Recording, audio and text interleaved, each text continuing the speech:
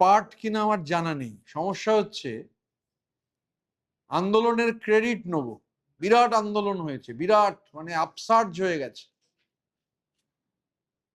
সেই আন্দোলনের সব ক্রেডিট নেব, আর কোনো গোলমাল হলে তার ক্রেডিট ডিসক্রেডিট আমার নয়। ওটা তো আমরা আনিনি, আমরা জানি না, আমাদের কোনো ব্যাপার নেই। এই যে জমায়েত মানে জনপ্লাবন আর কি সোকল, সেই নিয়ে আমি প্রচন্ড উচ্ছ্বাস দেখছিলাম, কিন্তু ডিসক্রেডিট বা যখন হুলিগানিজম হলো যেটা হয়েছে, এটাকে অ্যানার্কি বলে। যে ধরনের লাঠিতে পতাকা লাগানো হয়েছে ওগুলো পতাকা লাগানোর লাঠি নয়, ওগুলো মারপিট করবার লাঠি, ওগুলো নির্দিষ্ট পারপাস রয়েছে, অর্গানাইজড ওয়েতে আক্রমণ হয়েছে।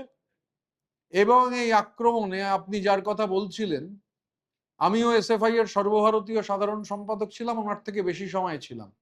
উনিও এসএফআই এর সর্বভারতীয় সাধারণ সম্পাদক ছিলেন। আমি ভিডিওটা দেখে একটু অবাকই হয়েছিলাম, ওই রকম তাণ্ডব চলছে, আর ঘটনাচক্রে মাখনবাবুই আক্রান্ত হচ্ছিলেন। উনি কিরম দিব্যি হেসে ওনাদের এক ফায়ার ব্র্যান্ড নেত্রীকে নিয়ে হেঁটে যাচ্ছেন, একবার ঘুরলেন, মাখনবাবু আক্রান্ত হচ্ছেন, তারপর নিরাপদ দূরত্বে চলে গেলেন।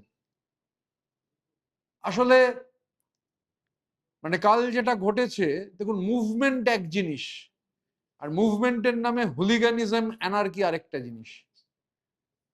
আমি অন্তত যেটুকু দেখার আমার সুযোগ হয়েছে, টার্গেট করে সংবাদ মাধ্যমকে মারা হয়েছে, এবং যারা গেছিল তারা শুধু মারতে যায়নি, তারা লুট করতেও গেছিল, মোবাইল লুট করেছে, টাকা লুট করেছে, বলছে যে জুতোগুলো কি সুন্দর, খুলে নে।